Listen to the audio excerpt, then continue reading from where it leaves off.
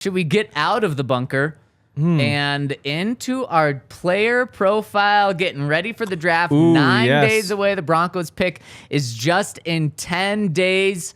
Let's talk about someone that gets after the quarterback, Henry. Yes. So Byron Young? It is not Byron Young. Who was it? BJ Ojulari. Oh, okay. Yeah. So LSU, kind of in a Von Miller mold. That's it's obviously dangerous stuff to be saying about somebody, but if you're drafting him, that's why you're drafting him, is to be that sort of guy.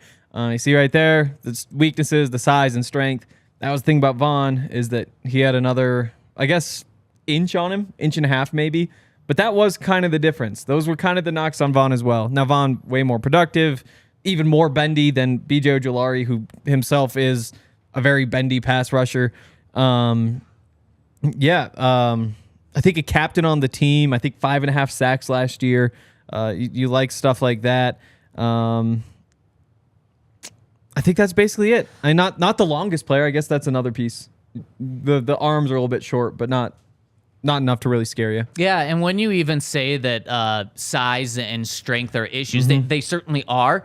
But it's not like he's coming in at 230 and he's going to need to bulk up to 255 in order to even see the field. He's 248 right now. Yep. So he does have the potential to get that size and strength. But Henry, you went to the top comp of Von Miller, which I don't mind. I like that, because when you look at him and you see BJ at his best, he is able to jump the line extremely well. He's able to read the snap count well, and the bend, I think, is where you really hit it on the nose. He's got that Von Miller-esque bend. Von's is still a lot better, but also Von's probably wasn't that good coming out of college either, so comparing BJ to like prime Von isn't fair, but that's where he's really good. He's really good at getting around the outside of the pass rusher, that quickness that allows him to get around the outside of that offensive tackle, and then his size and strength do hurt him, especially when an offensive lineman gets his hands on him. Then he's kind of just controlled and not able to do anything from there. I did see him have some good inside moves, though, because typically if you're a pass rusher, specifically a speed rusher in that bend, tackles are going to just start jumping that and just jumping on the outside. So you have to have that counter move of being able to bounce inside. And I saw many times on tape that he does have that counter move inside. And so I really like the potential as a pass rusher. Because of that, though, I think he's going to be gone by 67. So maybe this is one of the guys Vance Joseph falls in love with and says, we got to move up to the mid-50s, to the early 50s in order to get this guy. Don't think it makes sense with where the Broncos are right now. If a talented pass rusher, specifically rushing the passer, falls to you at 67, 68, I think you can take him. I don't think you can sacrifice 2 third-round picks, a third and a fourth-round pick, in order to go up and get him. I do think you need help at edge, but I don't know if you can really find that edge help this year just because of where that room would be. He would essentially be Nik Bonitto 2.0 in terms of what you're getting. You're getting a talented pass rusher from college, but a guy that still has to become much better in many different aspects to see the field consistently. So I just don't know how he would fit in with the Broncos this year. Exactly, and that was going to be my next question, is what do you do with Nik Bonitto then? Because they are very similar. Like, a little bit different, but, I mean, they're speed rushers. Yep. And if anything, a little bit undersized speed rushers. Right. And so that alone makes them very similar. Right. It would be super redundant. Yeah. You'd be essentially drafting the same thing that you drafted last year, and he couldn't get on the field. And so what do you do? Do you trade him away? Do you make him your number 6 outside linebacker and he just sits in that room for another year? Yeah. And to me, you'd probably just trade him and get what you can get, which wouldn't be anything great. A 4th? You'd love it. Probably more likely it's a 5th. But again, if you can either get a 5th-round pick or he doesn't see the field this year and then you got to do it next year, what's the better option? Yeah. And so that's a conversation that would come if they do go after BJ Ojulari. And I guess the other way you do it is just trade Jonathan Cooper for a 6th or a 7th. Probably not Baron Browning. Jake Martin is potentially gone if you want to keep Bonitto too. So you could kind of make it if you add a rookie to this room, it's going to be a weird room. Because you got Randy Gregory, you got Baron Browning, who third-year player feels like a second-year player. Yep. And Nik Bonitto and whoever it is, and Jonathan Cooper, who has 14 starts, which is crazy. That is in wild. 2 years. That is wild. Yeah. But so I don't know what exactly that is. But if you need a pass rusher, BJ Ojulari's there. Again, we all know what good pass rushers look like here. He disappears a little bit. I think that's if he had put up 10 sacks this year, then he would have been a first-round pick easily. Yep. And he didn't. Yeah, I think he had 7 the year before. So 7, then becomes a captain, all that. 5.5 this year, especially slowed down late in the year. If you think that that's fluky, then you go get him. And it just kind of a cherry on top for him if the Broncos were to select him or any team. You're getting a great teammate. You're getting a really good leader. Like you said, a captain. He also was awarded number 18. Lloyd Cushenberry was awarded a similar number title when he was down there at LSU. Just means you're a really good, what's it called, figurehead for LSU football. So to me, good pass rusher.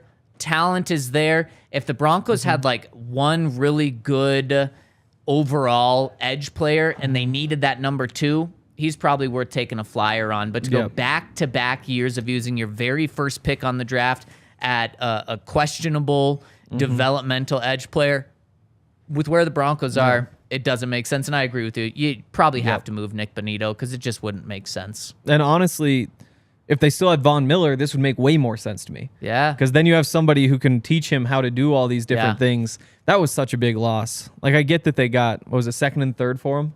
Yep. Those are good picks, but Von Miller or Greg Dulcich and Nik Bonitto, give me Von Miller. Give me Von Miller in a landslide. When you put it like that, now you are saving a bunch of money. True. But also you are using some of that money on Randy Gregory, too. Yep. Yeah, I mean, it just doesn't make that much sense. But how about the ceiling for BJ? Yeah. Von Miller-esque? Yeah. I mean, there's no reason he can't get you 10 sacks a year. Man, that's hard. That's hard to pass up on, though. I do think he's going to be gone because of that upside. I do think he's going to be gone well before the Broncos pick. I think he's probably a mid-second round guy.